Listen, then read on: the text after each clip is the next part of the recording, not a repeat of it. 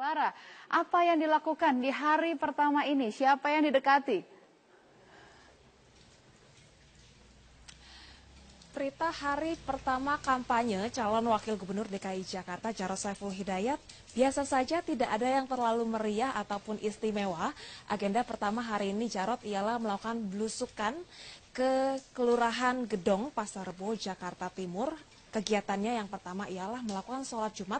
Kegiatan sholat Jumat ini juga sudah biasa dilakukan oleh Jarod setiap Jumat. Biasanya Jarod memilih lokasi masjid yang berbeda-beda setiap minggunya. Lokasi masjid yang dipilih ini biasanya masjid yang terpencil dan juga dekat dengan rumah warga. Alasannya ialah agar Jarod bisa lebih banyak berinteraksi dengan warga, Jarod bisa banyak mendengarkan aspirasi warga, dan ini juga menjadi salah satu solusi yang efektif bagi Jarod untuk langsung memantau kondisi di lapangan.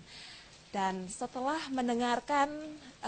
tadi melakukan sholat Jumat, Jarod tadi juga sempat bertemu atau berinteraksi dengan warga, dan tadi mereka semua berkumpul di rumah Pak RW.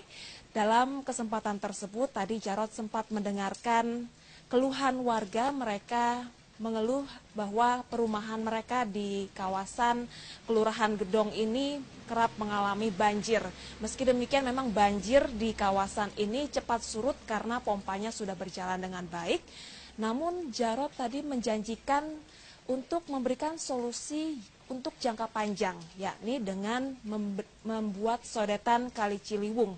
Nah, sodetan Kali Ciliwung ini dijanjikan oleh Jarod untuk dibuat bukan ketika nanti ia terpilih lagi menjadi wakil gubernur DKI Jakarta, namun ketika ia sudah selesai menjalani masa cuti pada 11 Februari 2017. Berikut pernyataan dari Jarod. Kalau tidak kita basmi seperti ini kan belum pernah ini, ya. Kalau kita basmi seperti ini bisa-bisa, ya, jumlah tikus di Jakarta itu lebih banyak daripada jumlah orang di Jakarta. Ya dong, karena dia nggak ada KB. Ya dong, nggak ada KB. 1 tahun dia bisa 5 kali melahirkan. 1 kali melahirkan dia bisa punya 10 sampai 12 anak.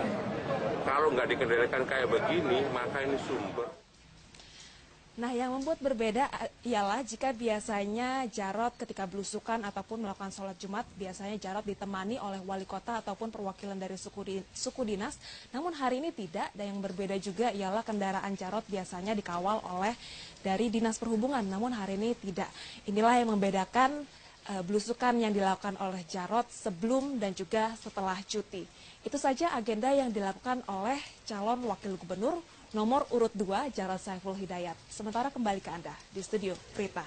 Baik, terima kasih Clara Alverina. Kita akan langsung menyapa Ferry Prihadi yang saat ini sudah bersama di Sunda Kelapa. Apa nih strategi pertama dari Mas Agus kali ini? Ya, Prita, di hari pertama penyelenggaraan kampanye, pasangan Agus Harimurti Yudhoyono dan juga Silviana Murni belum melakukan kampanye secara terbuka dalam artian penyampaian visi, misi, dan juga ajakan untuk memilih pasangan dengan nomor urut 1 ini.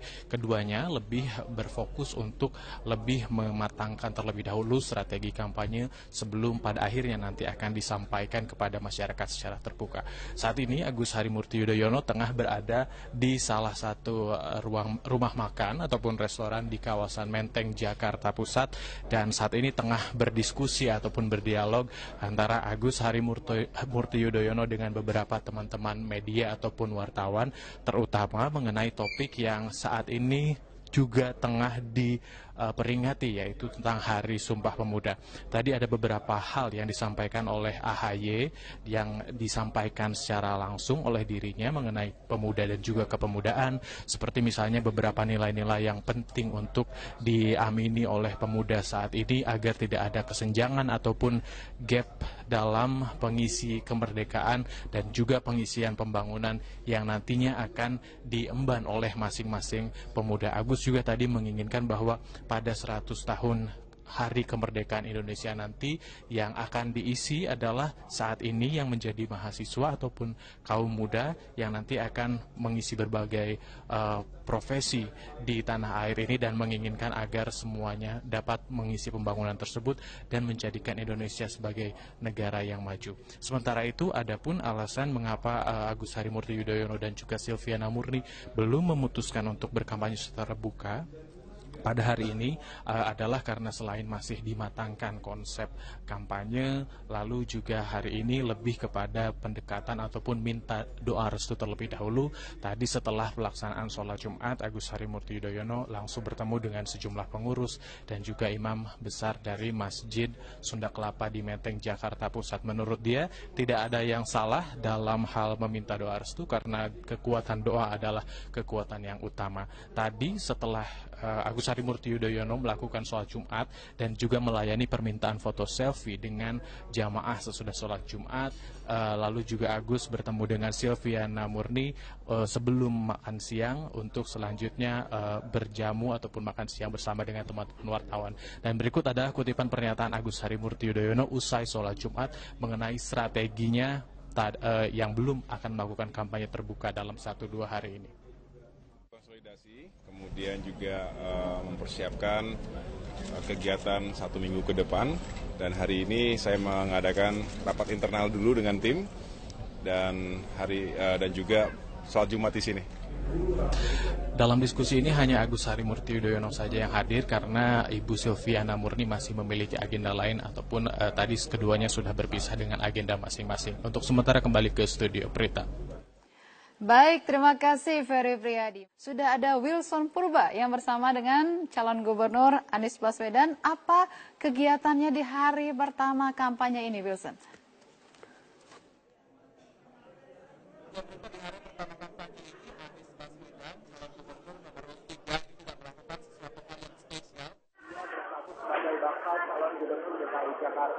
Tadi pagi Anies Baswedan ini diusulkan kedua pasar, di antaranya adalah pasar Tebet Barat dan juga pasar Tebet Timur. Tujuannya adalah untuk mendengarkan secara langsung dari para pembeli, penjual dan juga para pengelola pasar ini apa saja keluhan mereka. Dan tadi dari usulan tadi didengar oleh Anies Baswedan dan menyimpulkan ada sejumlah keluhan dan dari keluhan para pembeli yang harga bahan pokok yang kian begitu tinggi. Kami di Metro Siang, pemirsa, Ketua BPK Republik Indonesia Hari Azhar Aziz enggan berkomentar terkait dengan hasil putusan Majelis Etik BPK. Putusan ini merujuk pada hasil pemeriksaan Mahkamah Kehormatan Kode Etik terkait dengan kasus Panama Papers yang menjerat namanya. Ketua BPK Republik Indonesia Hari Azhar Aziz menyatakan dirinya menyerahkan sepenuhnya hasil putusan kepada Mahkamah Kehormatan Kode Etik BPK. Sebagai nama yang terlapor, Hari mengaku tidak berwenang menyampaikan hasil pemeriksaan Majelis Kehormatan kepada publik. Sebelumnya, Koalisi Penyelamat BPK RI melaporkan Ketua BPK RI Hari Azhar kepada Mahkamah Kehormatan Kode Etik terkait dengan rangkap jabatan Hari sekaligus tidak mencantumkan perusahaan yang dimilikinya di luar negeri. Ya, dalam LHKPN dari hasil laporan pemeriksaan Mahkamah Kehormatan, Hari Azhar dinyatakan bersalah, namun hasil ini tidak dapat diungkap secara detail ke publik karena bersifat rahasia.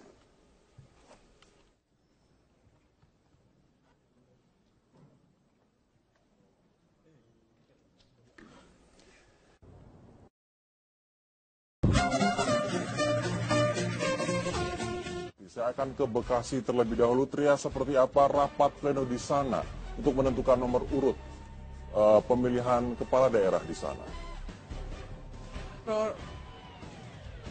Rory, rapat pleno untuk pengundian nomor urut bagi kelima pasangan calon bupati dan wakil bupati pada Pilkada Bekasi 2017 ini sudah menghasilkan, dan nomor urut pertama pada Pilkada Bekasi ini dimiliki oleh pasangan Meiliana Kartika dan Abdul Kholik yang diusung oleh 4 partai yaitu PDIP, PBB, PKB dan juga P3. Sementara untuk nomor urut 2 ini dimiliki oleh pasangan Sadudin dan juga Ahmad Dhani. Pasangan ini diusung oleh PKS, Gerindra, dan juga Demokrat. Sadudin ini adalah Bupati Bekasi periode 2007-2012 dan kali ini ia kembali maju mencalonkan diri sebagai calon bupati dan menggandeng seorang musisi yaitu Ahmad Dhani. Dan untuk nomor urut 3 dan nomor 4 ini dimiliki oleh keduanya pasangan melalui jalur independen. Yang nomor 3 ini ada Obon Tabroni dan juga Bambang Sumaryono. Dan untuk nomor urut 4 dimiliki oleh Iin Farihin dan juga Kiai Haji Mahmud Al-Hafiz. Dan untuk nomor 5 ini dimiliki oleh petahana, yaitu Neneng Yasin yang merupakan Bupati Bekasi saat ini. Dan diwakili, maksud kami dengan wakilnya yaitu Eka Supriyatmaja yang merupakan Ketua DPRD Bekasi. Tadi kami sempat berbincang dengan kelima pasangan calon bupati dan wakil bupati. Ini mereka mengatakan seluruhnya puas dengan hasil undian nomor urut yang mereka dapatkan. Dan mereka tentunya segera mengatur strategi untuk selanjutnya berkampanye. Tadi Ketua KPU Kabupaten Bekasi, Idam Khalid, mengingatkan agar kelima pasangan calon ini meskipun sudah mendapatkan nomor urut bukan berarti dapat segera melangsungkan kampanye pada hari ini ataupun besok karena mereka masih harus menunggu sampai dengan tanggal 28 Oktober untuk melakukan kampanye secara resmi. Dan di sini tadi pengundian nomor urut ini digelar di salah satu hotel di kawasan Cikarang, Jawa Barat. Ada strategi yang sudah dilakukan oleh para pasangan calon bupati dan wakil bupati untuk menarik atensi dari warga Bekasi. Dan salah satunya adalah tadi ada pendukung dari Saadudin dan juga Ahmad Dhani yang menggelar mini konser di sekitar hotel yang tepat dilangsungkannya pengundian nomor urut. Dan masih ada serangkaian acara yang akan digelar oleh KPU Kabupaten Bekasi. Salah satunya adalah besok akan digelar silaturahmi antara KPU, kemudian Bawaslu dan juga Panwaslu di Kabupaten Bekasi bersama dengan kelima pasangan calon bupati dan wakil bupati. Menjelang pengundian nomor urut pada tahapan Pilkada DKI Jakarta, Gubernur Petahana DKI Jakarta, Basuki Cahayapurnama tetap bekerja seperti biasa di kantornya di Balai Kota. Ahok tak mempermasalahkan nomor urut yang ia dapatkan pada pengundian oleh KPU sore nanti. Gubernur DKI Jakarta Basuki Cahayapurnama pagi tadi masih beraktivitas seperti biasa, menemui dan menerima keluhan dari sejumlah warga Jakarta yang berkunjung di Balai Kota Jakarta. Ahok mengaku masih fokus bekerja sebelum memasuki masa cuti tanggal 28 Oktober nanti. Terkait jadwal pengundian nomor urut oleh KPU sore nanti, Ahok mengaku siap datang ke G-Expo Kemayoran, Jakarta. Sementara terkait dengan masa pendukung yang mengawalnya, ia menyerahkan semuanya kepada tim pemenangannya. Ahok menegaskan ia tidak mempermasalahkan berapapun nomor urut yang ia dapatkan pada pengundian oleh KPU sore nanti.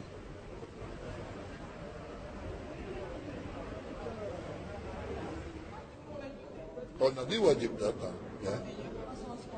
Saya mau oke-oke aja, ya kan? Nggak masalah. Mau 3 juga oke. Ahok, oke. Ya kan? Ya kan? 2 juga oke. 2 periode katanya gitu kan. Semua. Kalau 1 lu jangan macam-macam lu. Sebagaimana tadi telah kita ketahui, bahwa yang pertama akan mengambil kotak hitam ini adalah pasangan Pak Ahok dengan Pak Jarot. Dengan hormat, disilakan. Pak Jarot mendampingi, silakan Pak.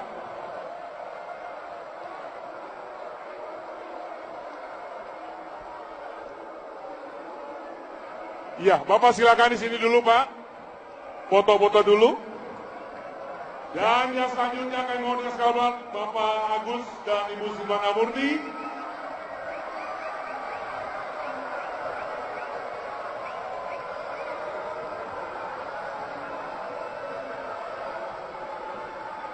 Ya, jangan dulu dibuka, silakan Bapak di sini.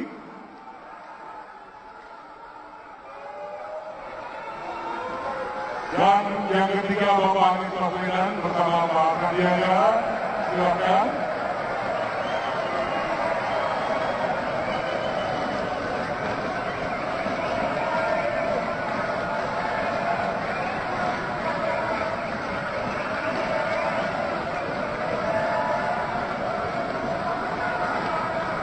sebentar dengan dulu dibuka.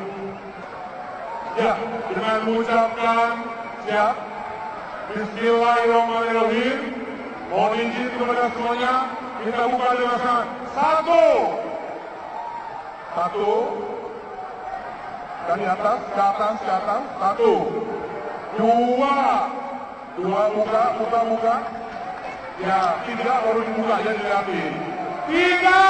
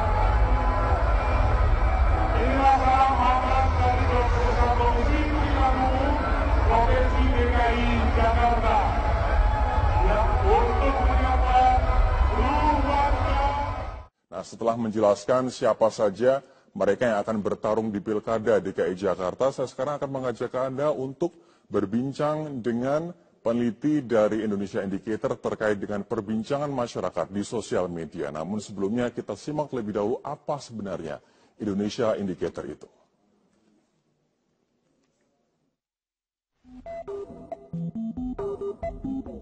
Miliar warga dunia terhubung melalui internet dan dibagikan melalui sosial media menghasilkan big data.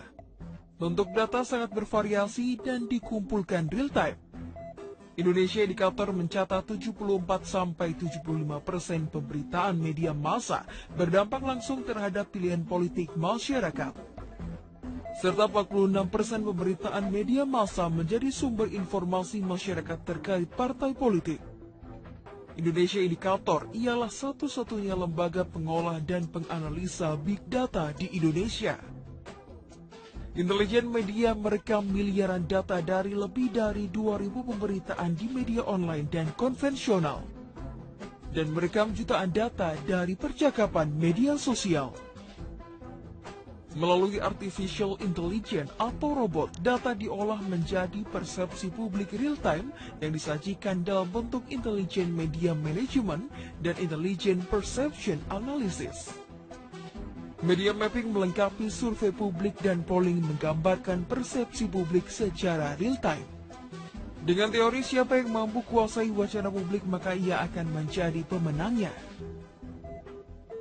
Indonesia Indikator terbukti akurat sejak Pilkada DKI Jakarta 2012, Pemilu Presiden 2014, dan Pilkada Serentak 2015. Kita sudah kedatangan Rustika Herlambang yang merupakan peneliti dari Indonesia Indicator. Selamat malam Mbak Rustika. Ya. Kita akan lihat bersama-sama seperti apa sih sebenarnya suara dari masyarakat di media sosial terkait dengan Pilkada DKI Jakarta. Ya, bicara tentang Pilkada DKI Jakarta, kalau kita bilang sekarang itu sedang hiruk pikuk. Mas Erik. Jadi hiruk pikuk di era silent of conversation. Jadi kalau kita lihat tentang Pilkada DKI, kita tahu bahwa Ahok saja dalam 1 bulan terakhir dibicarakan sebanyak 1.100.000 tweetan. Coba 1.100.000 tweetan dalam dari 460 status di Indonesia. Nah, ini adalah situasi bagaimana ketika Agus dan Anies belum muncul di media. Kita lihat bahwa ternyata politik itu sangat dinamis, sehingga kalau beberapa waktu yang lalu Agus itu belum ada namanya, dalam beberapa waktu dia muncul. Dan dalam minggu ini Agus mendominasi sebesar 10%, kemudian Anies 5%, dan sementara itu Anies 5%. Ahok kemudian yang paling besar 85%. 85%. Ini untuk merah adalah share of voice, jadi cuitan dari masyarakat di sosial media untuk pasangan Ahok dan juga Jarot, atau untuk Ahok saja, Mbak? Itu hanya Ahok saja. Hanya Ahok saja. Kemudian yang biru adalah untuk Agus Yudhoyono. Sementara Anies adalah untuk warna coklat muda ini. Kemudian apa yang diperbincangkan, positif atau negatif dari grafik ini? Ya, itu bisa kita lihat seperti apa sih perbincangan, dan sebelum itu kita harus tahu sebenarnya siapa yang memperbincangkan mereka. Seperti apa demografinya misalnya. Nah, kita bisa lihat betapa yang namanya demografi dalam minggu ini, Ahok misalnya dibicarakan hampir 50% perempuan. Kemudian Anies Baswedan dia sebanyak 25%, dan juga Agus juga sebesar Agus Yudhoyono sebesar 30%. Ini berarti yang pink adalah perbincangan oleh perempuan, sementara untuk prianya yang warna hitam. Kenapa justru malah Agus Yudhoyono sedikit yang diperbincangkan oleh kaum perempuan, dikarenakan orang melihat dia memiliki fisik yang kata orang ganteng, begitu, menarik, begitu, muda. Nah, tapi kepada kenyataannya ketika kita bicara dalam skala yang lebih luas, dalam jutaan tweet atau cuitan yang tunjukkan kepada mereka, ternyata yang laki-laki ternyata lebih banyak untuk bicara tentang Agus. Dan kita juga bisa perbandingkan dengan bagaimana usia mereka. Apakah mereka anak muda, apakah mereka udah berusia tua.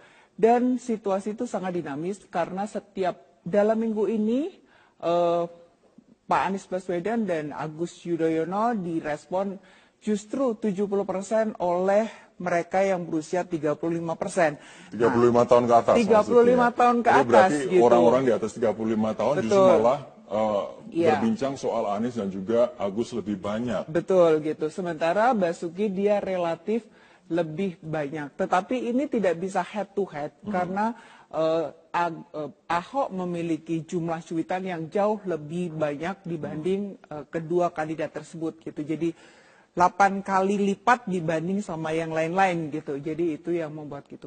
Nah, kalau gitu mungkin kita bisa buka juga sebenarnya adalah bagaimana situasi masing-masing kandidat. Nah, pasti penasaran apakah ada robotnya atau tidak. Atau akun asli dari sosial media tersebut atau tidak asli. Ya, kita lihat berdasarkan data Basuki Cahayapurnama dalam waktu 1 minggu terakhir.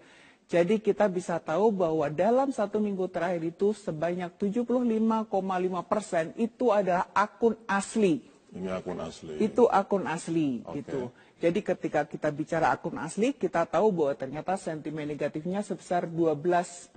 Ini negatif. Betul. Kemudian yang biru. Itu positif dan tengahnya netral.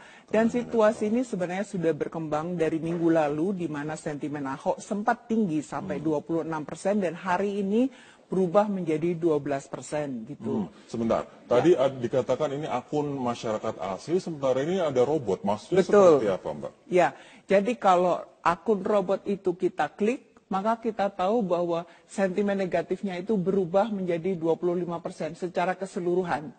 Akun robot itu akun yang dibentuk khusus untuk melancarkan tweet-tweet tertentu dengan tujuan tertentu. Ya, betul. Jadi akun robot itu sebenarnya dia tidak hanya akun robot, tapi dia adalah akun mesin yang dia dijalankan dengan mesin, di mana dalam waktu 1 minggu terdapat 2.300 cuitan terkait Ahok dan semua entah isinya apa gitu. Dan kemudian ada juga dari media kita sebut sebagai akun bukan akun robot, tetapi adalah karena dia tidak memasukkan unsur emosi yang ada di sana. Boleh kita ke Anies Baswedan terlebih dahulu, kita bahas sebentar. Iya, jadi kalau Anies Baswedan dia sebanyak 64% oleh manusia, dan kemudian sentimen negatifnya relatif kecil sekitar 9 atau 10%. Itu. Nah, kemudian kita geser ke Agus betul. Nah, Yudhoyono. sebenarnya kalau kita bicara tentang Anies itu kita lihat bahwa hashtagnya itu hanya Anies Sandi yang muncul gitu. Yang lain itu beragam gitu. Jadi kalau kita bicara tentang tim sukses nih, hashtagnya harus lebih oke lagi, misalnya gitu. Kita lihat untuk Agus Yudhoyono. Baik. Ya, Agus Yudhoyono ini ada sebanyak 69,7% itu ditweet oleh manusia, jadi hampir 70%.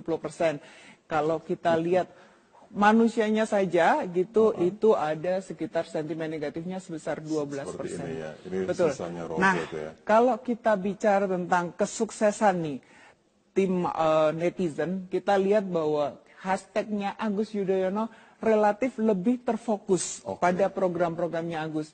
Kita AHY, Agus Yudhoyono top, Hopeng Agus PKB, Warta Demokrat, kita AHY. Nah, kita bisa tahu lebih fokus. Betul gitu. Nah, ini adalah salah satu strategi bagaimana kita bisa tahu memantau kita ini sukses atau enggak. Kita nanti akan membahas soal sentimennya seperti apa. Apakah ini sentimen positif atau negatif dengan angka-angka seperti ini. Namun kita harus data lebih dahulu. Mbak Rustika, kami akan kembali nantinya di beberapa segmen selanjutnya. Namun setelah ini pemirsa jangan lewatkan ada perbincangan Sylvia Iskandar dengan juru bicara masing-masing pasangan calon di DKI Jakarta sesaat lagi.